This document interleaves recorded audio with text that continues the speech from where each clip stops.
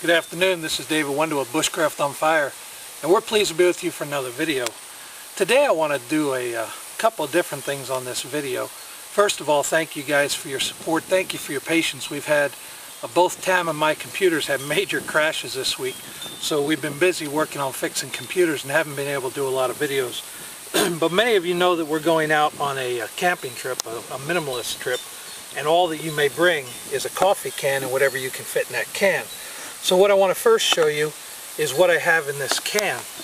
But before I get to that, I want to show you a pretty unique product here called GearPods. Now, these GearPods were sent to me.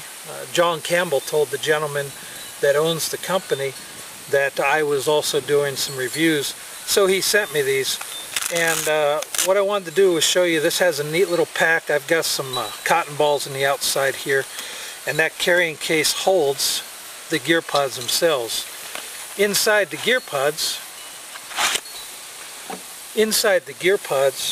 now this is the bushcrafting camping GearPod. There's 1, 2, 3 basic pods. I've added a fourth pod on top, which just has a few cotton balls in there, and that's for tinder. But this pod has everything that you would need in order to live out in the bush. Now, I thought about taking this and taking it instead of my can, but you know what, it's honestly just too much gear. I don't want to take this much gear because there's an incredible amount in here. So what I am going to take is this top piece, and what this has in it is a shelter. This is an 8 by 4 foot, and I think it's a 1.5 ounce sil nylon shelter. I'm not going to take it out of the pouch because it's a little hard to get back in there, but the entire shelter's in here, has a few little pieces of cordage on it, and so I'm going to stick that into my can and take that with me. Also in there is a space blanket, which I already have in my can, so we won't need to go into that. We'll put that back on here,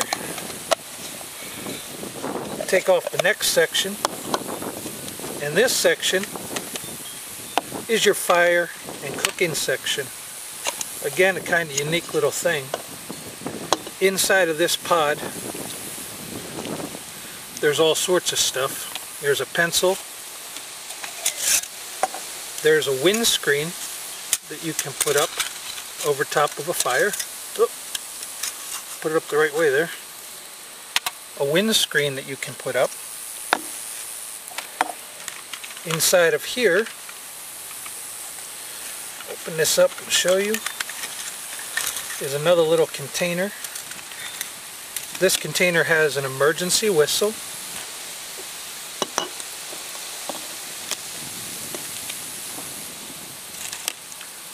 It has some wicks for starting fires.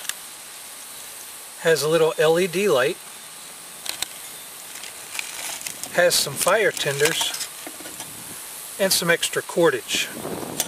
What you would do is to take and put one of these tinders into this stove and put down inside your windscreen. You can then take the cup that comes with it, put that cup right on top, and boil your water. Kind of an interesting little thing. So it's a very, very neat little system. There's a top that comes with the cup, helps you boil a little faster, keeps things set up. But that's a pretty awesome little kind of cooking setup. Then also inside of this is another pouch, and inside this pouch is all sorts of little stuff. There's a wire, or some snare wire in here, as well as some sewing thread. In this pouch are some safety pins, some fishing hooks. There's a needle or two in there if you need to repair your clothes. A one-handed fire starter. You just run this along the ground and get your spark out of there. There is another little envelope, and inside this envelope are some waterproof matches with the striker. Last ditch kind of scenario there. Inside the, along with this pouch, there's also some writing paper I'm not sure if this is right in the rain or not, but it gives you some writing paper and different kinds of things just to keep notes on. A signal mirror, which is actually a pretty sizable and good signal mirror. A little razor blade in case you lose your knife. Inside this pouch are some water pure tablets. Let's see if you can see that. Some water purification tablets. Inside this pouch is a stand-up bag that you can use with your water purification tablets. A small roll of duct tape and a small hacksaw. So that's in the second pouch. And then in the third pouch is what they have classified as a first aid kit. Take this out of here and show you. Now, a lot of people put kits together and different items in their kits. I personally am not somebody that likes pre-made kits, but this is a rather well-made kit. Has some adhesive tape, some moleskin, has some sunscreen, poison ivy cleanser. This is a pretty neat little pad. If you get into poison ivy, you just rub this on the area and it's supposed to take away the poison ivy. Stinging insect gel, iodine prep pads, some sterile gauze, some small adhesive strip bandages and some knuckle bandages, some burn cream if you get too close to the fire, some sterilized Q-tips, some antibiotic ointment, insect repellent, lip balm, some little bit larger band-aids, and then also here's another gauze pad. There's a pair of tweezers in here, and I preach that you need to have tweezers in the bush, some aspirin, some butterflies, and a few alcohol wipes and cleansing pads. There's also some hydrocortisone cream in here as well, and a couple of ibuprofen. So overall, this is a pretty good setup. I kind of like this kit, and I wanted to show it to you. The gentleman that actually gave it to me said, you don't need to do a review on this. But you know what, folks, I thought this was a pretty well thought out kit. I can also use these containers out in the bush as well for gathering. I can use them to drink out of, all sorts of different things. They'll easily clean up. But you can see how these just stack together, and all these items fit inside this small kit. It weighs right in at a pound, so essential equipment to have with you in case of an emergency. And I think anybody could live out in the bush for quite a while just with these things. But let me put these away and show you what I'm taking on this minimalist camp.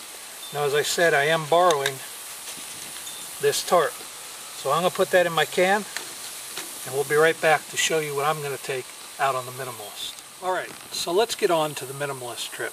Now, everybody can bring a coffee can and what they can fit in here. And I actually have a little bit of space left over, but I'm going to throw some bars in here, some power bars, so that'll take up that extra space. Let me show you what I'm taking, what it's used for,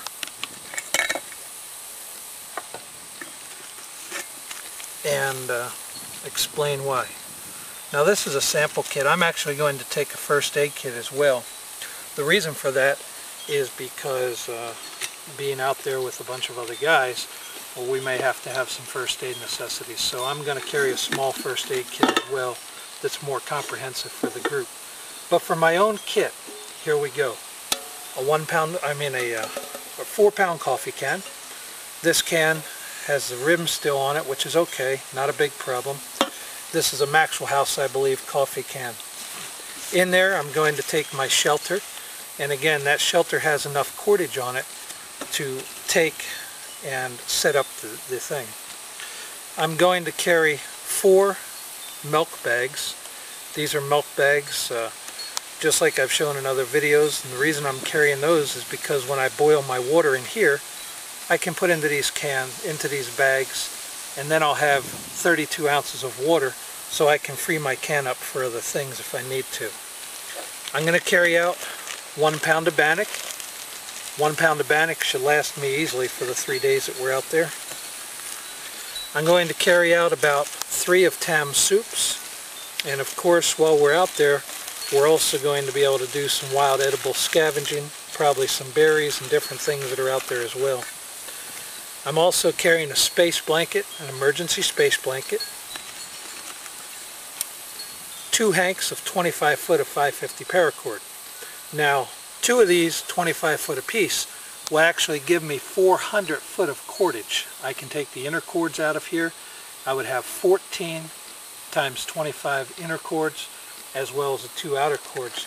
So a good amount of paracord, and I'm not too worried after that. I've got a couple band-aids here for any incidental scrapes and bruises. And then I've got a spork, and this is just so that I can actually stir my food if I'm preparing food. I could use a stick out there, I suppose, but I'm carrying it because it fits in my can. I'm also going to go ahead and take a small Gerber flashlight. This is a really good flashlight, very high powered. It'll do everything I need to find things in the dark. So there we've got it. We've got shelter.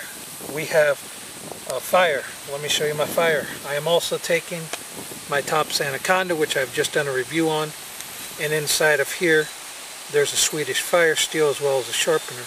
So I don't have any problem with that.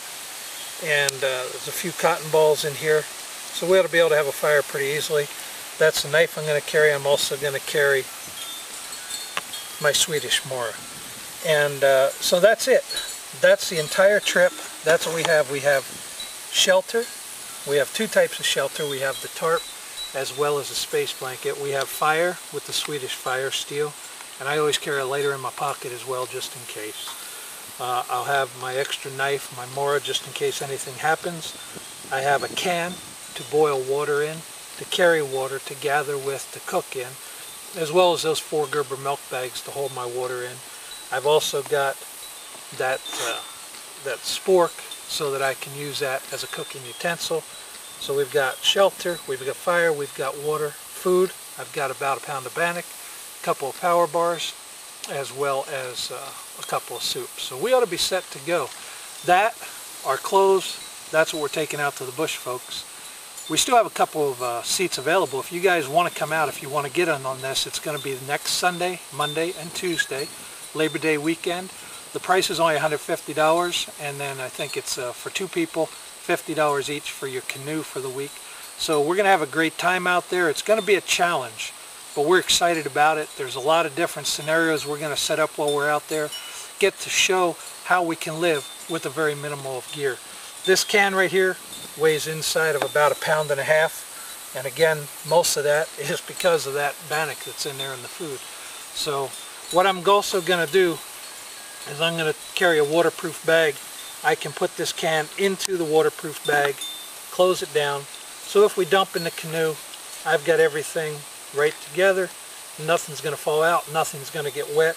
I can attach that to the gunnel of the canoe and not have any problems. There you go, folks. That's almost as minimalistic as you can get. So I hope you've enjoyed this video. This is Dave Wendell with Bushcraft on Fire.